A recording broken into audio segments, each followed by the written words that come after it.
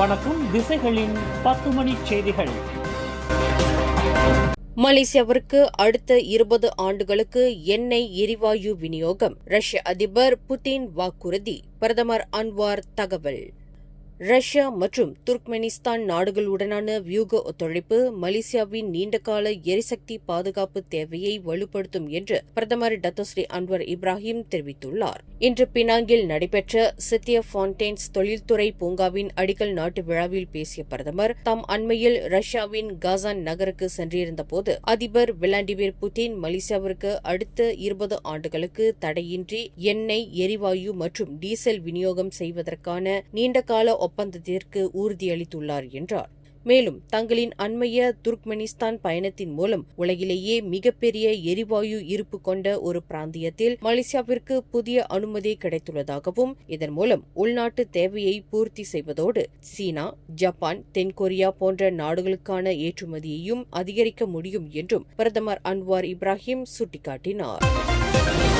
நாடாளுமன்ற கூட்டத்தொடர் தொடங்கவுள்ள நிலையில் பாகோ நாடாளுமன்ற உறுப்பினர் தான்ஸ்ரீ முய்டின் யாசினின் நாடாளுமன்ற இருக்கை இடம் பிளாக் ஈக்கு மாற்றப்பட்டுள்ளது. நாடாளுமன்ற அதிகாரப்பூர்வ இணையதளத்தில் வெளியிடப்பட்டுள்ள புதிய இருக்கைகள் பட்டியலில் இந்த மாற்றம் உறுதி செய்யப்பட்டுள்ளது. இதற்கு முன் எதிர்க்கட்சி தலைவருக்கு அருகில் அமர்ந்திருந்த முய்டின் யாசின் தற்போது பின் வரிசைக்கு மாற்றப்பட்டிருக்கிறார். அதேவேளையில் எதிர்க்கட்சி தலைவர் அம்சா ஜைனுடினின் இருப்பிடம் எவ்வித மாற்றமுமின்றி முன்னிலையிலேயே நீடிக்கிறது. அவருக்கு அருகில் கமாமான் நாடாளுமன்ற உறுப்பினர் அமட் ஜம்சுரியும் மாராங் நாடாளுமன்ற உறுப்பினர் அப்துல் ஹடி அவாங்கும் அமரவுள்ளனர். 15வது நாடாளுமன்றத்தின் 5வது கூட்டத்தொடரின் 2வது கூட்டம் ஜூன் 22 முதல் ஜூலை 16 வரை 16 நாட்களுக்கு நடைபெறவுள்ளது குறிப்பிடத்தக்கது. மலேசியாவில் வரவிருக்கும் ஜோஹர் மற்றும் நெகிரி செம்பிலான் மாநில தேர்தல்களில் போலி செய்திகளை தடுத்து பொதுமக்களின் நம்பிக்கையை பாதுகாக்கும் புதிய விரைவு பதில் தேர்தல் முயற்சி திட்டத்தை மலேசிய ஊடக மன்றம் சோதித்து செம்மைப்படுத்த உள்ளது. இதுகுறித்து பேசிய அந்த மன்றத்தின் தலைவர் தான்ஸ்ரீ நளினி பத்மநாதன், அடுத்தடுத்து நடக்கும் இந்த இரு தேர்தல்களும் எங்களின் புதிய பாதுகாப்பு வழிமுறைகளை நிஜ களத்தில் சோதித்து பார்க்க நல்லதொரு வாய்ப்பாக அமையும் என்று தெரிவித்தார். இந்த திட்டத்தின் கீழ் ஊடக நிறுவனங்களின் லோகோக்கள் மற்றும் பெயர்களை பயன்படுத்தி போலியாக உருவாக்கப்படும் செய்திகள் மற்றும் புகைப்படங்களை சம்பந்தப்பட்ட ஊடக அமைப்புகளை நேரடியாக சரிபார்க்கும். இதில் மலேசிய ஊடக மன்றம் ஒருங்கிணைப்பாளராக செயல்படும் வேளையில் தேர்தல் ஆணையம், பர்னமா செய்தி நிறுவனம் மற்றும் பிற தொடர்பு துறைகளும் இணைந்து உண்மையான தகவல்களை மக்களிடம் கொண்டு சேர்க்க பணியாற்ற உள்ளன என்று தான்ஸ்ரீ நளினி பத்மநாபன் விளக்கினார். ஜோஹர் மற்றும் நெகிரி செம்பிலான் மாநில தேர்தல்கள் நெருங்கும் வேளையில் பரிகத்தான் நேஷனல் கூட்டணிக்குள் ஒற்றுமையை பேணுவதே தற்போதைய முக்கிய நோக்கம் என கரகான் கட்சி வலியுறுத்தியுள்ளது. செய்தியாளர் சந்திப்பில் பேசிய கரகான் தலைவர் டொமினிக் லாவ், ஜூலை 11 நடைபெறும் ஜோஹர் தேர்தலையும் ஆகஸ்ட் 1 நடைபெறும் நெகிரி செம்பிலான் தேர்தலையும் கூட்டாக எதிர்கொள்வதே முன்னுரிமை என்றார். பர்சத்து கட்சியுடன் பாஸ் உறவை முறித்துக் கொண்டதால் ஏற்பட்டுள்ள பிளவுகளை பேச்சுவார்த்தை மூலம் தீர்க்க வேண்டும் என கேட்டுக்கொண்ட அவர், கரகான் வெல்லக்கூடிய தொகுதிகளில் மட்டுமே போட்டியிடும் என்றார். இதற்கிடையே தொகுதி பங்கீடு மற்றும் தேர்தல் தயாரிப்புகள் குறித்து விவாதிக்க வரும் திங்கட்கிழமை பரிகத்தான் நேஷனல் கூட்டணியின் முக்கிய கூட்டம் நடைபெறவுள்ளது.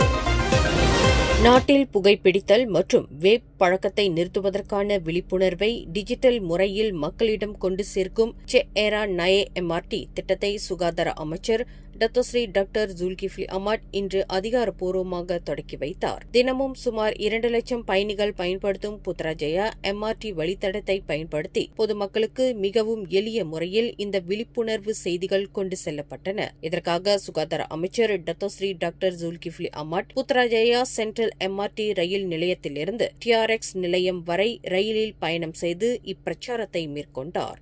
Jadi mustahak untuk saya perkenalkan ya CERA AI ataupun virtual companion ya ataupun teman maya yang menjadi yang berperanan ya untuk mendekati dan bersedia untuk memberikan perkhidmatan cessation of smoking ataupun berhenti merokok ya pada satu pendekatan yang saya kira sangat mustahak untuk kita mengambil pendekatan BI ataupun behavioral insight supaya rakyat digalakkan ataupun dibawa dalam pendekatan nudging செயற்கை நுண்ணறிவான AI தொழில்நுட்பத்தில் இயங்கும் check era AI தளம் புகைப்பழக்கத்தை நிறுத்த விரும்புவோருக்கு 24 மணி நேரமும் digital ஆலோசனைகளை வழங்கி வருகிறது. இத்திட்டம் தொடங்கப்பட்டதிலிருந்து 17,412 பயனர்கள் இதை பயன்படுத்தியுள்ளனர். மேலும் ஜோம் குயிட் தளம் வழியாக பொது மற்றும் தனியார் துறையைச் சேர்ந்த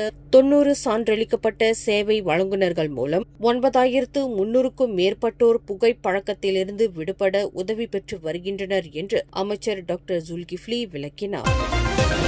உள்நாட்டு ஊடக நிறுவனங்களின் விளம்பர வருவாய் பாதியாக குறைந்துள்ளதால் அரசு சாரா மற்றும் அரசு சார்ந்த நிறுவனங்களான GLC தங்களின் விளம்பர செலவினங்களை உள்நாட்டு ஊடகங்களுக்கு அதிகம் ஒதுக்க வேண்டும் என்று தொடர்புத்துறை அமைச்சர் டத்து ஃபாமி ஃபசீல் வலியுறுத்தியுள்ளார். பினாங்கில் நடைபெற்ற 2026ஆம் ஆண்டு தேசிய பத்திரிகையாளர் தினமான ஹவானா கொண்டாட்டத்தில் பேசிய டத்து ஃபாமி உள்நாட்டு ஊடகங்களின் வருடாந்திர விளம்பர வருவாய் 450 கோடி ரிங்கேட்டிலிருந்து 200 கோடி ரிங்கேட்டாக சரிந்துள்ளது ஊடகத்துறைக்கு பெரும் சவாலாக மாறியுள்ளது என்றார். மேலும் ஊடகத்துறையை வலுப்படுத்த அரசாங்கம் தொடர்ந்து பாடுபட்டு வரும் வேளையில் ஊடக புத்தாக்க நிதிக்கு டெலிகாம் மலேசியா நிறுவனம் 5 லட்சம் ரிங்கெட்டை வழங்க ஒப்புக்கொண்டுள்ளதாக அவர் அறிவித்தார். இந்நிகழ்வில் மலேசிய ஊடகத்துறைக்கு ஆற்றிய சிறந்த பங்களிப்பிற்காக மூத்த ஊடகவியலாளர் டத்து சுஹைமி சுலைமானுக்கு ஹவானா விருது 2026 வழங்கப்பட்ட வேளையில் காலமான பர்னாமா வானொலியின் முன்னாள் தலைவர் அஸ்லான் இட்ரீஸுக்கு மரணத்திற்கு பின் வழங்கப்படும் ஹவானா சிறப்பு விருது வழங்கி கௌரவிக்கப்பட்டது. நாடு முழுவதும் உள்ள சுமார் 90 லட்சம் மக்கள் சும்பங்கன் துணை ராமா, சும்பங்கன் அசாஸ் ராமா ஆகிய நிதியுதவி திட்டங்களின் கீழ் நன்மையடைந்து வருகின்றனர் என்று இரண்டாவது நிதியமைச்சர் டத்தோஸ்ரீ அமீர் அம்சா அசிசான் தெரிவித்தார். இந்த 2 திட்டங்களின் அமலாக்கத்திற்காக நடப்பு ஆண்டில் அரசாங்கம் 1,500 கோடி அல்லது 15 பில்லியன் ரிங்கிட் நிதியை ஒதுக்கியுள்ளது. இது கடந்த 2024ஆம் ஆண்டின் 1000 கோடி ரிங்கிட் ஒதுக்கீட்டை விட அதிகமாகும். இதில் சர்வா மாநிலத்தில் மட்டும் 9 லட்சம் பயனாளிகளுக்காக 130 கோடி ரிங்கெட் ஒதுக்கப்பட்டுள்ளது என்றார். மேலும் வங்கி கணக்கு இல்லாத பயனாளிகள் தங்களின் நிதியுதவியை பெற்றுக் கொள்வதற்காக சரவாக்கில் 20 இடங்களிலும் சபாவில் 17 இடங்களிலும் நிதியமைச்சகம் சிறப்பு பணப்பட்டுவாடா மையங்களை ஏற்பாடு செய்துள்ளது. இது தவிர நாடு முழுவதும் உள்ள BSN வங்கி கிளைகளிலும் பயனாளிகள் பணத்தை பெற்றுக் கொள்ளலாம் என்றும் தகுதியுடையவர்கள் சாரா திட்டத்தின் கீழ் அன்றாட அத்தியாவசிய பொருட்களை மாதந்தோறும் வாங்கிக் கொள்ள முடியும் என்றும் டத்தோஸ்ரீ அமீர் அம்சா தெரிவித்தார். மலேசிய ஊடக மன்றத்தின் தலைவராக முன்னாள் கூட்டரசு நீதிமன்ற நீதிபதி தான்ஸ்ரீ நளினி பத்மநாதன் நியமிக்கப்பட்டிருப்பது அந்த மன்றத்திற்கு ஒரு புதிய தோற்றத்தையும் நம்பிக்கையையும் வழங்கும் என பிரதமர் டத்தோஸ்ரீ அன்வார் இப்ராஹிம் தெரிவித்துள்ளார். இன்று பினாங்கில் நடைபெற்ற 2026ஆம் ஆண்டிற்கான தேசிய ஊடகவியலாளர் தினமான ஹவானா மாநாட்டை அதிகாரப்பூர்வமாக நிறைவு செய்து வைத்து பேசிய பிரதமர் நளினியின் இந்த நியமனம் மிகவும் தீவிரமாக பரிசீலிக்கப்பட்டு எடுக்கப்பட்ட ஒரு முடிவாகும் என்றார். நீதித்துறை பின்னணி, சிறந்த செயல்பாட்டு பதிவு மற்றும் நேர்மை கொண்ட ஒரு நபர் இதில் இணைந்திருப்பது மன்றத்திற்கு பெருமை சேர்க்கிறது என்றார். இந்நிகழ்வில் பினாங்கு முதலமைச்சர் சவ் கொன்யோ, தொடர்புத்துறை அமைச்சர் டத்தோ ஃபாமி ஃபசீல், பர்னாமா செய்தி நிறுவனத்தின் தலைவர் டத்தோஸ்ரீ வாங் சுன்வாய் மற்றும் தான்ஸ்ரீ நளினி பத்மநாதன் உள்ளிட்ட பல முக்கிய பிரமுகர்கள் கலந்து கொண்டனர். அலூர் கஜா லெபோ AMJ வழித்தடத்தில் ஜெலாத்தாங் போக்குவரத்து சந்திப்பில் இன்று அதிகாலை நிகழ்ந்த கார் விபத்தில் ஜாசின் நாடாளுமன்ற உறுப்பினரும் பாஸ் கட்சியின் மலாக்கா மாநில ஆணையருமான ஜுல்கிஃப்லி இஸ்மாயில் சொற்ப காயங்களுடன் உயிர் தப்பினார். இன்று அதிகாலை 5:20 மணியளவில் நாடாளுமன்ற உறுப்பினர் ஜுல்கிஃப்லி ஓட்டி வந்த காரும் மற்றொரு காரும் நேருக்கு நேர் மோதி விபத்துக்குள்ளாகின. அலூர் கஜா மாவட்ட போலீஸ் தலைவர் அமட் அபுபக்கர் கூறுகையில் இந்த விபத்தில் 60 வயதான ஜுல்கிஃப்லியின் இரு கைகளிலும் வெட்டுக்காயங்கள் ஏற்பட்டுள்ளன. அவரது மனைவிக்கு திடீர் நெஞ்சுவலி ஏற்பட்டுள்ளது. அவர்களின் வாகனத்தை மோதிய மற்றொரு காரின் ஓட்டுநரான 30 வயது தொழிற்சாலை பெண் ஊழியருக்கு விலா எலும்பு, இடுப்பு எலும்பில் முறிவு ஏற்பட்டு மலாக்கா மருத்துவமனையில் அனுமதிக்கப்பட்டுள்ளார். காரில் இருந்த மற்ற மூவரும் சொற்ப காயங்களுடன் அலூர் கஜா மருத்துவமனையில் சிகிச்சை பெற்று வருகின்றனர் என்று அமட் அபு தெரிவித்தார்.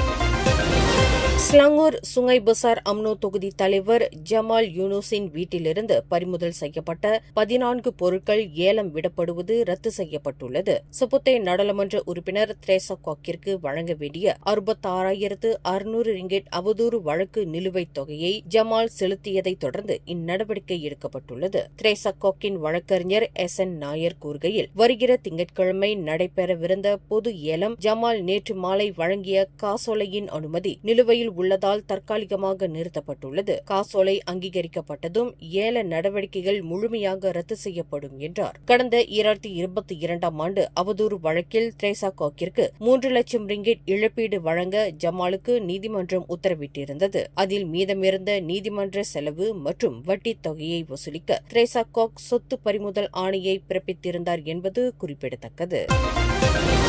கோலாலம்பூர் சிராஸ் பகுதியில் உள்ள பல வீடுகளில் அடுத்தடுத்து அரங்கேறிய கொள்ளை சம்பவங்களுடன் தொடர்புடைய 6 பேர் கொண்ட கும்பலை போலீஸ் துறை அதிரடியாக கைது செய்துள்ளது. இதுகுறித்து சிராஸ் மாவட்ட போலீஸ் தலைவர் ACP முகமது ருஷ்டி டவுட் வெளியிட்ட அறிக்கையில், கடந்த ஜூன் 6ஆம் தேதி நகரின் 3 வெவ்வேறு இடங்களில் நடத்தப்பட்ட சோதனைகளில் 2 மியான்மர் ஆண்கள், 1 இந்தோனேசிய பெண், 2 உள்ளூர் ஆண்கள் மற்றும் 1 உள்ளூர் பெண் என மொத்தம் 6 சந்தேக நபர்கள் கைது செய்யப்பட்டுள்ளனர் என்று தெரிவித்தார். கைது செய்யப்பட்டவர்களிடமிருந்து 6 ஆடம்பர கடிகாரங்கள், 7 பிராண்டட் கைப்பைகள், 7 கைபேசிகள், 1 கேமிங் லேப்டாப் மற்றும் 1 நீளமான பாராங்கத்தி உள்ளிட்ட பல பொருட்கள் பறிமுதல் செய்யப்பட்டுள்ளன. கடந்த ஏப்ரல் 25ஆம் தேதி தமன் புக்கெட் செராஸ் பகுதியில் உள்ள ஒரு வீட்டில் 13,000 ரிங்கெட்டிற்கும் அதிகமான மதிப்புள்ள நகை மற்றும் பணம் கொள்ளையடிக்கப்பட்ட சம்பவத்தின் விசாரணையின் மூலம் இக்கும்பல் பிடிபட்டுள்ளது என்று ACP முகமது ருஷ்டி விளக்கினார்.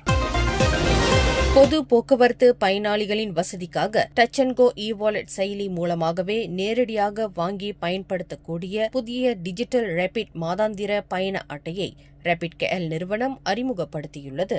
இதன் மூலம் பயனர்கள் இனி LRT, MRT, மோனோரயில், சன்வேவ், BRT மற்றும் ரேபிட் KL பேருந்துகளில் 30 நாட்களுக்கு வரம்பற்ற முறையில் பயணம் செய்ய முடியும். 150 ரிங்கிட் விலையிலான இந்த டிஜிட்டல் அட்டையை பெற பயனர்களின் ஸ்மார்ட் போன்களில் NFC தொழில்நுட்ப வசதி இருப்பதோடு டச் அண்ட் கோ செயலி அண்மைய பதிப்பிற்கு புதுப்பிக்கப்பட்டிருக்க வேண்டும். அதேவேளையில் வழக்கமான முறையில் முகப்பிடங்களுக்கு சென்று பயண அட்டையை வாங்க விரும்பும் பயணிகளுக்காக நிலையங்களில் உள்ள முகப்பிட சேவைகளும் வழக்கம் போல் தொடர்ந்து செயல்படும் என ரேபிட் KL தெரிவித்துள்ளது.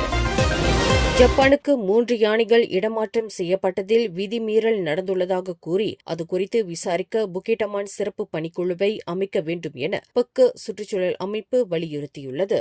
தைப்பிங் விலங்கியல் பூங்காவிலிருந்து ஒசாகா மிருக காட்சி சாலைக்கு தாரா, அமோய், கொல்லாட் ஆகிய 3 யானைகள் கொண்டு செல்லப்பட்டதில் ஏற்றுமதி அனுமதிகள் மற்றும் கால்நடை மருத்துவத்துறை சான்றிதழ்களில் பெரும் முரண்பாடுகள் இருப்பதாக புக்கு சுட்டிக்காட்டியுள்ளது. இதில் அதிகார துஷ்பிரயோகம் மற்றும் நடைமுறை மீறல்கள் நடந்துள்ளதாக கூறி போலீஸ் படைத்தலைவர் காலித் இஸ்மாயிலிடம் அந்த அமைப்பு மனு அளித்துள்ளது.